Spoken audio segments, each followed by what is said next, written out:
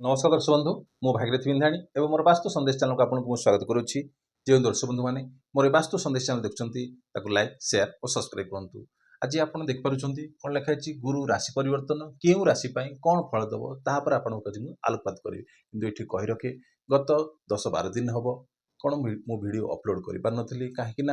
मुझे गोटे short video जे मोर डाहाण आखि कौन अस्त्रोपचार होता जहाँफल सुफल हो कि आज आपन कहूँ जे आज शुक्रवार जो आज आपन जो हिसाब से बतौली आपन को जे ज्योतिष हिसाब हो कि आपणकर हो कि वास्तु अनुसार हो जहाँ भी किसी आपन जहाँ कि चाहूँगी ताकि आप कमेंट बक्स में दर्शाइबे निश्चित तापर आपण सम्मुखें मु वीडियो उपस्थापन करी। किंतु आज आम जा कौन जो गुरु राशि परिवर्तन क्यों राशि कौन फल दब तापर आप आलोकपात करी सहित कहबी जे मेष राशि ठारू कौन ना मेष राशि ठारू मेष राशि हो कि आपणकर कौन मेष लग्न हो तुला लग्न पर्यंत कि तुला राशि पर्यंत गुरु जदि कौन गोचर करुच्ची ताहले आपको कौन फल दब तापर आपको आलोकित करें भिडटे अति लंबा हो। तो बृहस्पति कौन कर 2 जून 2026 तारीख अर्थात जो आज रहा कत ना 5 तारीख 2 जून 2026 तारीख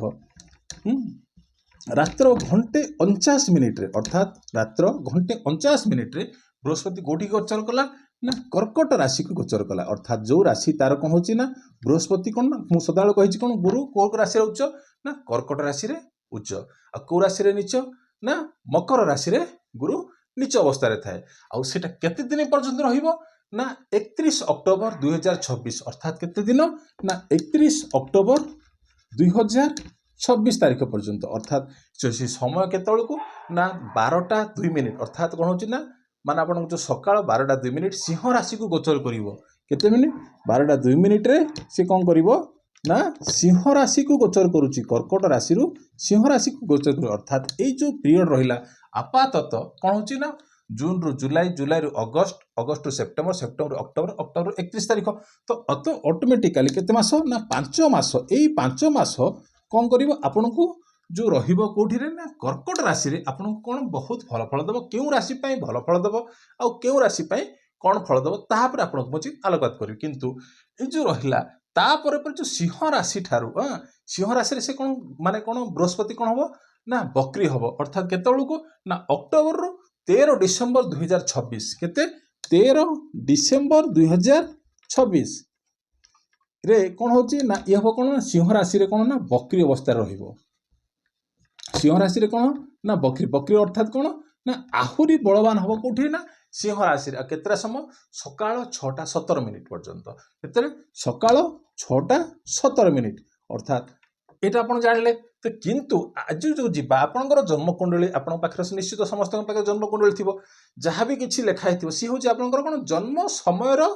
ग्रह परिस्थिति क्यों जगह अर्थात सौरमंडल में जेकोसी जो रहिले 9टी प्लानेट्स रहिले जो हिसाब से अच्छा से हिसाब से आप जन्मकुंडली थी किंतु यहाँ हूँ कौन ना गोचर अर्थात आज हूँ शुक्रवार आसंता काली कौन ना शनिवार तो जो समय आसला शुक्रवार ठू शनिवार जो समय अनुसार कौन ग्रह जमी गोचर करुच्ची सेमती कौन बृहस्पति गोचर कर अर्थात गुरु किए गुरु हूँ कौन ज्ञान ज्ञान हूँ कौन निजस्व ज्ञान धर्म आउ संतान संतानर कारक तापर आसला कौन आप बहर कारक आ भाग्यर कारक किए हूँ ना बृहस्पति किए ना बृहस्पति अर्थात गुरु जितेबाला कौन तार निज अर्थात कौन हो कर्कट राशि कौन उच्च अवस्था अर्थात परम उच्च अवस्था थाए अर्थात आहरी से कौन सुफल भल फल दे थाए अर्थात ये जो 5 मास समय कौन सी राशि अर्थात मेष ठार जब आप मेष लग्न हो कि आपंकर कौन मेष राशि हो आपंकर गुरु कौन फल दब तापर आप देखूँ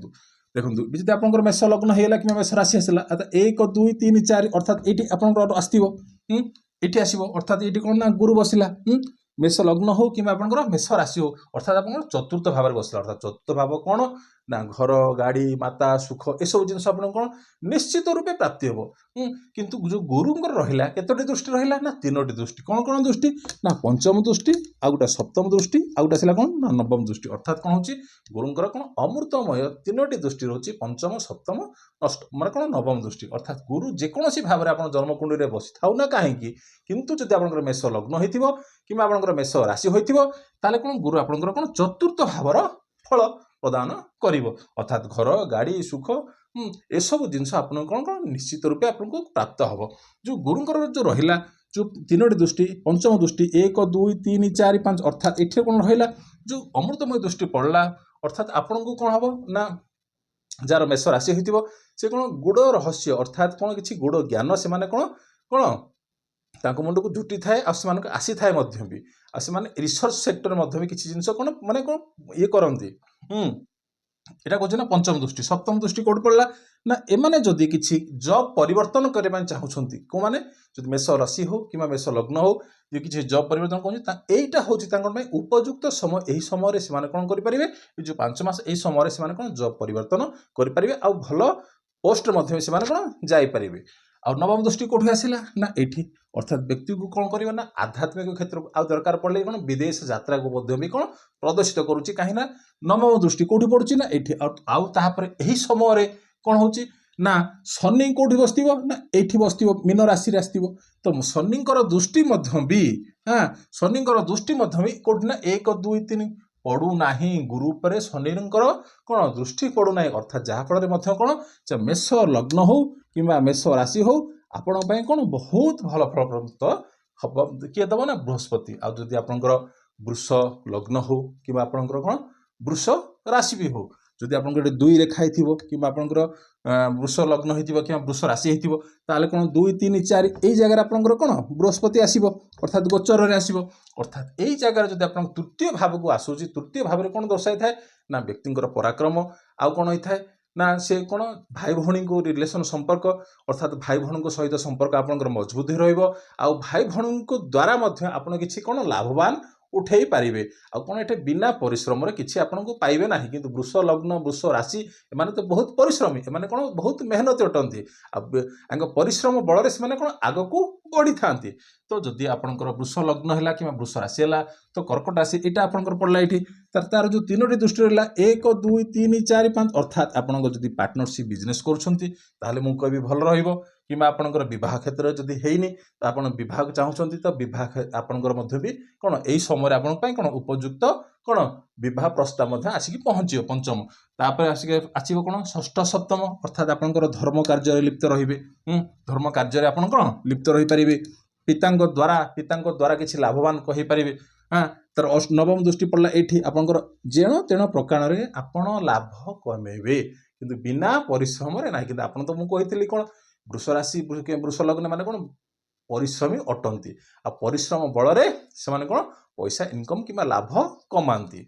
नेक्स्ट जी कौटी की ना मिथुन लग्न हो कि मिथुन राशि हो मिथुन लग्न हो कि आपंकर मिथुन राशि हो दुई जन आप देखिपारती ताले कौन आसो ना धन भाव यहाँ हूँ कौन द्वितीय भाव धन भाव ये आपंकर कौन ना बृहस्पति बसो अर्थात द्वितीय भाव में जब बृहस्पति बसुची निश्चित रूपे मुझे कहबी कौन से कौन करना धन संपद कुटुंब सह आ कौन आर्थिक समस्या रहिबो नाही अर्थात ये जो 5 मास समय रहिला ये 5 मास समय से कौन धन संपद सब किसी कौन प्राप्त पाई पारिबे किंतु एठी गोटे बड़ जिनस है कौन खाद्य खाइबा अर्थात कौन जो चटपटी खाद्य खाइबा ऊपर टिके कौन कौन टिके रोक लगांतु नले कौन स्वास्थ्य को बिगाड़ी दे थाए किए ना बृहस्पति काकू ना मिथुन लग्न किंबा मिथुन राशि हो तांकर जो दृष्टि रहिला जो 3टी रहिला 1 2 3 4 5 अर्थात आपनकर कौन जदि शत्रु बुद्धि हेबे किंबा आपनकर रोग आपन ठार कौन किए मुक्ति करेबो किए ना कि बृहस्पति काना तांकर जो 3टी दृष्टि अमृतमय दृष्टि तो यहाँ पंचम दृष्टि तो सप्तम दृष्टि कौटे आसला ना ये अर्थात आपण को भी कौन हम गुड़ ज्ञान रहस्य ये सब जिन भितर आप एंटर करपारती और नवम दृष्टि अर्थात कौन जदि आपण चाहूँगी किसी कौन ना जॉब परिवर्तन करने कि जॉब पाई किसी पकई ताहले मु कहबी किसी भल फल आपको मिल ये जो रहा आपण कौन करेंगे जो वृष जो मिथुन लग्न मिथुन राशि हो 1 2 3 4 5 अर्थात आप जो कॉम्पिटिटिव एग्जाम दौरान मुझे कहबी निश्चित रूपे आपड़ से कौन पारदर्शिता हासिल करें किंतु एठे कौन हम 3 4 5 6 7 8 9 10 11 12 यही जगह आपंकर कौन शनि थी कि शनिकर दृष्टि भी आपंकर बृहस्पति पड़ू ना जहाँफल आपण को भी मेष हो राशि हो कि मेष लग्न हो कि मिथुन राशि हो कि मिथुन ଲଗ୍ନ ହଉ ଏଇ ଦୁଇଟି ରାଶି ପାଇଁ ବର୍ତ୍ତମାନ ପାଇଁ କ'ଣ ନା ଆପଣଙ୍କୁ ଭଲ ଫଳ ପ୍ରଦ କିଏ ଦେବ ନା ବୃହସ୍ପତି। କାହିଁକି ନା ବୃହସ୍ପତି କ'ଣ କର୍କଟ ରାଶିରେ ଉଚ୍ଚ ଅର୍ଥାତ୍ ଆପଣଙ୍କୁ ଉଚ୍ଚ ସମ୍ମାନ ଫଳ ପ୍ରାପ୍ତି ମିଳିବ। ତାପରେ ଆସିବ କ'ଣ କର୍କଟ ଲଗ୍ନ ହଉ କିମ୍ବା ଆପଣଙ୍କର କର୍କଟ ରାଶି ହଉ। ଯଦି ଆପଣଙ୍କର କର୍କଟ ଲଗ୍ନ ହେଇଥିବ କିମ୍ବା ଆପଣଙ୍କର କର୍କଟ ରାଶି ହେଇଥିବ ତାହେଲେ କ'ଣ ଗୁରୁ କ'ଣ ଥିବ ନା ନିଜସ୍ୱ ଅର୍ଥାତ୍ କ'ଣ ହେଉଛି ନା ଲଗ୍ନରେ ବସିଥିବ। ଅର୍ଥାତ୍ ଲଗ୍ନରେ ବସିବ ମାନେ କ'ଣ ଏଇଟା ଗୋଚରରେ ବସିବ, ଜନ୍ମକୁଣ୍ଡଳୀରେ ନାହିଁ। କାରଣ ଜନ୍ମକୁଣ୍ଡଳୀ ସମସ୍ତଙ୍କର ଅଲଗା ଅଲଗା ଥିବ ନା। ଗୁରୁ କୋଉଠି ବସିଥିବ ସେଟା ହେଉଛି କ'ଣ ଜନ୍ମ ସମୟର କୁଣ୍ଡଳୀ। ଏଇଟା ହେଉଛି କ'ଣ ନା ଗୋଚର ଅର୍ଥାତ୍ ଗ୍ରହ କ'ଣ କରୁଛି ନା ଗୋଚର କରୁଛି ଅର୍ଥାତ୍ ଗ୍ରହ ଚାଲୁଛି। ଯଦି ଏଇ ଜାଗାରେ ଆପଣଙ୍କର ଲଗ୍ନ ବା ଆପଣଙ୍କର ଲଗ୍ନରେ ବସୁଛି କ'ଣ ହେଉଛି ନା ବ୍ୟକ୍ତିକୁ କ'ଣ ଭବ୍ୟମାନ ବନେଇଥାଏ। ଅର୍ଥାତ୍ ବ୍ୟକ୍ତି ଜଣକ ମୁଁ କହିଥିଲି କ'ଣ ନା ଆମେ ଲଗ୍ନରୁ କ'ଣ ବିଚାର କରିବା ନିଜ ସ୍ୱଭାବ ନିଜର ଚରିତ୍ର ଏସବୁ ଜିନିଷ ବିଚାର କରିବା। ବ୍ୟକ୍ତିକୁ କ'ଣ କରିବ ନା ମାନେ ଉଚ୍ଚାଇକୁ ଉଠାଇ ଥାଏ ଆଉ ଧର୍ମ ଆଡ଼କୁ ମଧ୍ୟ ସେ ଏଇଟା କହୁଛି ଧର୍ମ ଭାବ। ଏଇଟା ହେଉଛି କ'ଣ ନା ଧର୍ମ ଭାବ ଧର୍ମ ଆଡ଼କୁ ମଧ୍ୟ ବି ଟାଣିଥାଏ। ଗୁରୁ ଯଦି ଏଠି ବସିବ ତାହେଲେ ଲଗ୍ନରେ ବସିଲା ତ ଲଗ୍ନରେ ବସିକି କ'ଣ ନା ଆପଣଙ୍କର ଯଦି ଶିକ୍ଷା କ୍ଷେତ୍ର ହଉ କିମ୍ବା ସନ୍ତାନ ଆପଣଙ୍କର ହେଇନି ଆଜି ପର୍ଯ୍ୟନ୍ତ ହେଇନି ତାହେଲେ ଏଇ ହେଉଛି ଗୋଟେ ମାନେ ସୁଯୋଗ ଯେ ଏଇ ସମୟରେ ଆପଣ କ'ଣ ସନ୍ତାନର ଯୋଗ ହେବ। ଆଉ ଯାହାର ସନ୍ତାନ ଅଛି ପିଲାଙ୍କ ପ୍ରତି ଆପଣଙ୍କର କ'ଣ ଦୃଷ୍ଟି ବେଶୀ ସେ ବେଳକୁ ଯାଇଥାଏ। ପଞ୍ଚମ ଦୃଷ୍ଟି ଆଉ ସପ୍ତମ ଦୃଷ୍ଟି ଅର୍ଥାତ୍ ଆପଣଙ୍କର ଛୋଟ ମୋଟ ବେପାର ହଉ କିମ୍ବା ଆପଣଙ୍କ ପାର୍ଟନରସିପ୍ ବିଜନେସ୍ ହଉ ଏ କ୍ଷେତ୍ରରେ କରି ମଧ୍ୟ ଆପଣଙ୍କର କ'ଣ ଲାଭବାନ ହୋଇପାରିବେ। ଆଉ ନବମ ଦୃଷ୍ଟି ଆପଣଙ୍କର ପିତାଙ୍କର କାର୍ଯ୍ୟ କରିକି ମଧ୍ୟ ବି କ'ଣ ଆପଣ ଆଗକୁ ବଢ଼ିପାରିବେ ଆଉ ସେ କ୍ଷେତ୍ରରେ ମଧ୍ୟ ଆପଣ ଲାଭବାନ ଉଠାଇ ପାରିବେ। ମୁଁ କହିଲି କ'ଣ ଯେ ସ୍ପେସିଫିକ୍ ଆସିଲା କ'ଣ ମେଷ ରାଶି ହଉ କିମ୍ବା ମେଷ ଲଗ୍ନ ହଉ କିମ୍ବା ମିଥୁନ ରାଶି ହଉ କିମ୍ବା ମିଥୁନ ଲଗ୍ନ ହଉ କିମ୍ବା କର୍କଟ ଲଗ୍ନ ହଉ କିମ୍ବା ଆପଣଙ୍କର କ'ଣ କର୍କଟ ରାଶି ହଉ ସ୍ପେସିଫିକ୍ ଏଇ ତିନୋଟି ରାଶି ପାଇଁ କ'ଣ ନା ଆପଣଙ୍କର ଗୁରୁ ଗୋଚର ଯେଉଁ ରହିଲା ଏଇଟା କ'ଣ ବହୁତ ଭଲ ଫଳପ୍ରଦ ମିଳିଥାଏ। ନେକ୍ସଟ ଯିବା ଆଉ ତିନୋଟି ରାଶି। ତାପରେ ଯଦି ଆପଣଙ୍କର ସିଂହ ଲଗ୍ନ ହେଇଥିବ ତା ଯଦି ଆପଣଙ୍କର ସିଂହ ରାଶି ହୋଇଥିବ ତାହେଲେ କ'ଣ ଫଳ ମିଳିବ ଆସିଲା କ'ଣ ଆସିବ ନା 4 ଏଠି ଆସିବ। ଅର୍ଥାତ୍ ଆପଣଙ୍କର ଗୁରୁ କୋଉଠି ବସିଲା ନା ଦ୍ୱାଦଶ ଭାବରେ ବସିଲା। ଅର୍ଥାତ୍ ଦ୍ୱାଦଶ ଭାବରେ ଯଦି ଗୁରୁ ବସୁଛି ତାହେଲେ କ'ଣ ହବ ବ୍ୟକ୍ତିଙ୍କୁ କ'ଣ କରିଥାଏ ନା ଆଧ୍ୟାତ୍ମିକ ଆଡ଼କୁ ନେଇଥାଏ। କ'ଣ ନା ଆଧ୍ୟାତ୍ମିକ ଆଡ଼କୁ ନେଇଥାଏ କିମ୍ବା ବିଦେଶ ଯାତ୍ରା କରିବାକୁ ନେଇଥାଏ। ଆଉ ସେମାନେ କ'ଣ କରନ୍ତି କାହାର ଅନିଷ୍ଟ ସେମାନେ ଚାହାନ୍ତି ନାହିଁ। ଅର୍ଥାତ୍ କାହାର ଯେକୌଣସି ଗରିବ ଲୋକକୁ ଦେଖିଲେ ସେମାନେ କ'ଣ ତାଙ୍କ ପାଖରେ ଯଦି କିଛି ଧନ ଥାଏ ସେମାନେ କ'ଣ ବାଣ୍ଟି ଦେଇଥାନ୍ତି। ତ ଅର୍ଥାତ୍ ଆପଣଙ୍କର ଗୁରୁ ଯଦି ଆପଣଙ୍କର ସିଂହ ଲଗ୍ନ ହୋଇଥିବ କିମ୍ବା ସିଂହ ରାଶି ହୋଇଥିବ ତାହେଲେ ଏଇଟା ଆପଣଙ୍କର କ'ଣ ଫଳ ମିଳିବ। ଅର୍ଥାତ୍ ଆପଣଙ୍କର କ'ଣ ଦ୍ୱାଦଶ ଭାବରେ ବୃହସ୍ପତି ଗୋଚର କରୁଛି। ଆଉ ଗୁରୁର ଦୃଷ୍ଟି ରହିଲା ତିନୋଟି 1 2 3 4 5 ଅର୍ଥାତ୍ ଘର ଗାଡ଼ି ସୁଖ ଏସବୁ ଜିନିଷ ଆପଣଙ୍କୁ କ'ଣ ପ୍ରାପ୍ତି ମିଳିବ ପଞ୍ଚମ ଦୃଷ୍ଟି ଦ୍ୱାରା। ଆଉ ସପ୍ତମ ଦୃଷ୍ଟି ଆସିଲା କ'ଣ ରୋଗ ଋଣ ଶତ୍ରୁ ଠାରୁ ଆପଣଙ୍କର କ'ଣ ମୁକ୍ତି କରିବ। ତାପରେ ନବମ ଦୃଷ୍ଟି ରହିଲା ଆପଣଙ୍କର ବହୁତ କିଛି ଜିନିଷ ଏମିତି କିଛି ଅଛି ଯେଉଁଟାକି ଆପଣ ଲୋକମାନେ ସେ ଭିତରେ କିଛି ମୁଣ୍ଡ ପୁରେଇ ପାରୁନାହାନ୍ତି କିନ୍ତୁ ଆପଣଙ୍କର ମୁଣ୍ଡ ଯାଇକି ସେଠି କ'ଣ ପହଞ୍ଚି ଯାଇଥିବ। ତ ଆପଣଙ୍କର ଯାହା କହିଲି ଯେ ସିଂହ ଲଗ୍ନ ହଉ କିମ୍ବା ସିଂହ ରାଶି ପାଇଁ ଏସବୁ ଜିନିଷ ଆପଣଙ୍କର କ'ଣ ଏଇ ଯେଉଁ 5 ମାସ ସମୟ ଆପଣଙ୍କ ପାଇଁ ବହୁତ ଭଲ ଫଳପ୍ରଦ ହେଇଥାଏ। କିନ୍ତୁ କହିବି କ'ଣ ମେଷ ଲଗ୍ନ ହଉ କିମ୍ବା ମେଷ ରାଶି ମିଥୁନ ରାଶି କିମ୍ବା କର୍କଟ ଲଗ୍ନ ହଉ କର୍କଟ ରାଶି ଏଇ ତିନୋଟି ସ୍ପେସିଫିକ୍ କୋଉଥିକୁ ବହୁତ ଭଲ ଫଳ ମିଳିଥାଏ। କିନ୍ତୁ ଏଇ ଜାଗାରେ ଯଦି ଦେଖିବା ଏଇଟା ଆସିଲା କ'ଣ ନା 5 6 7 8 9 10 11 12 କାହିଁକିନା ଶନି ଏଇଠି ବସିଥିବ ତ ଶନି ବସିଲା ବେଳକୁ 1 2 3 4 5 ଅର୍ଥାତ୍ ଶନିଙ୍କ ଉପରେ ମଧ୍ୟ ମାନେ ଶନିର ଦୃଷ୍ଟି ମଧ୍ୟ ବି କ'ଣ ଗୁରୁ ଉପରେ ପହଞ୍ଚି ପାରୁନାହିଁ। ନେକ୍ସଟ ଯିବା ଆମେ କ'ଣ କନ୍ୟା ରାଶି। କନ୍ୟା ରାଶିରେ କ'ଣ ଏଇଠି ଯଦି ଆପଣଙ୍କର କ'ଣ ନା 6 ଅଙ୍କ ଲେଖା ହେଇଥିବ ଅର୍ଥାତ୍ କ'ଣ 6 ଅଙ୍କ ଲେଖା ହେଇଥିବ ତାହେଲେ କ'ଣ ଆସିବ ନା କନ୍ୟା ଲଗ୍ନ ହଉ କିମ୍ବା ଆପଣଙ୍କର କନ୍ୟା ରାଶି ହଉ। ଅର୍ଥାତ୍ କ'ଣ ଆସିବ ନା ଆପଣଙ୍କର କୋଉଠି ଥିବ ଗୁରୁ ନା ଆପଣଙ୍କର ଏଇ ଜାଗାରେ ଥିବ। ଅର୍ଥାତ୍ ଆପଣଙ୍କର ଗୁରୁ କୋଉଠି ଥିବ ନା ଏଇ ଜାଗାରେ ଥିବ। ଯଦି ଆପଣଙ୍କର କନ୍ୟା ଲଗ୍ନ ହଉ କିମ୍ବା ଆପଣଙ୍କର କନ୍ୟା ରାଶି ହଉ ତାହେଲେ କ'ଣ ନା ଏକାଦଶ ଭାବରେ କ'ଣ ବୃହସ୍ପତି ନିଶ୍ଚିତ ରୂପେ ବସିବ। ତ ଯଦି ଗୁରୁ ବସିଲା ଯଦି ଏକାଦଶ ଭାବ କ'ଣ ହେଉଛି ନା ଲାଭର ଆଉ କ'ଣ ହେଉଛି ନା ବଡ଼ ଭାଇ ଆଉ ବଡ଼ ଭଉଣୀଙ୍କୁ ଦର୍ଶାଇଥାଏ। ଅର୍ଥାତ୍ ବଡ଼ ଭାଇ ଦ୍ୱାରା ହଉ କିମ୍ବା ବଡ଼ ଭଉଣୀ ଦ୍ୱାରା ତାଙ୍କର ପରାମର୍ଶ ଯଦି ଆପଣ ନେଉଛନ୍ତି ନିଶ୍ଚିତ ରୂପେ ସେପଟୁ ମଧ୍ୟ ଆପଣ କ'ଣ ଲାଭବାନ ଉଠାଇ ପାରିବେ। ଆଉ କିନ୍ତୁ ଯେଉଁ କହିଲି କ'ଣ ଯେଉଁ ତିନୋଟି ଦୃଷ୍ଟି ରହିଲା ଗୁରୁଙ୍କର ତିନୋଟି ଦୃଷ୍ଟି ରହିଲା 1 2 ଏଇଠି ରହିଲା 1 2 3 4 5 ଅର୍ଥାତ୍ ପରାକ୍ରମ ଅର୍ଥାତ୍ ଆପଣଙ୍କ ସାହସ ବୃଦ୍ଧି ହେବ। ସାହସ ଆପଣ ଯେକୌଣସି କାମକୁ କ'ଣ ସାହସ ବଳରେ କରିପାରିବେ। 5 6 7 ଅର୍ଥାତ୍ ଶିକ୍ଷା ହଉ କିମ୍ବା ସନ୍ତାନ କ୍ଷେତ୍ରରେ ଆପଣଙ୍କର ପ୍ରେମ କ୍ଷେତ୍ରରେ ଆପଣ ସକ୍ସେସ୍ ରହିବେ। 8 9 अर्थात आपनकर पार्टनरशिप बिजनेस मध्य करिक मध्य भी एठी कोन मध्य आपनकर कोन लाभवान होई परिबे किंबा आपनकर विवाह जदि होइनी ताले एटा होची आपनकर पई गुटे गोल्डन अपॉर्चुनिटी एही समय आपन कोन विवाह कोन करे आगो को मध्य कोन निजर स्व कोन जीविका कोन निर्वाह करि परिबे। तो ए तो थिला अब जी कहली मेष राशि ठारू हां सिंह कन्या तापर तुला राशि तुला राशि अर्थात कोन आसीबो ना 7 अंक लिखाइ दिबो 7 अंक लिखाइले कोन 7 5 6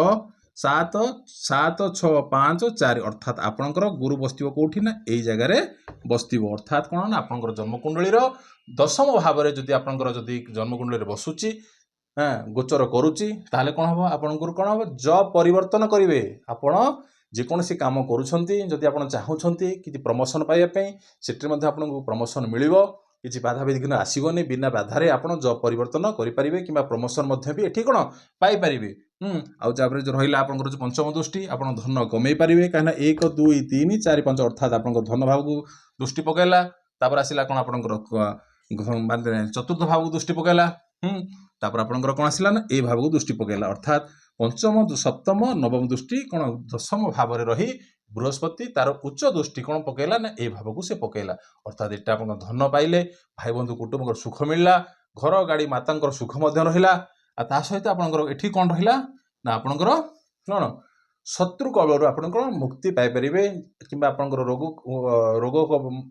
जदि आपन किछि रोग व्याधि अछि त सेट्रो मध्य से आपन कोन कोन किछि मात्रा कोन किछि कोन मुक्ति करि परिबो के ना बृहस्पति आपन आज कहली मेष राशि ठारू तुला राशि नेक्स्ट एपिसोड आपन कहबी कोन बिच्छा राशि ठारू मीन राशि पर्यंत कोठी कोन थिले केउ भाव रे आसिले आपन को कोन फल दबो तापर आपन को आलोकित करबी रहिली नमस्कार।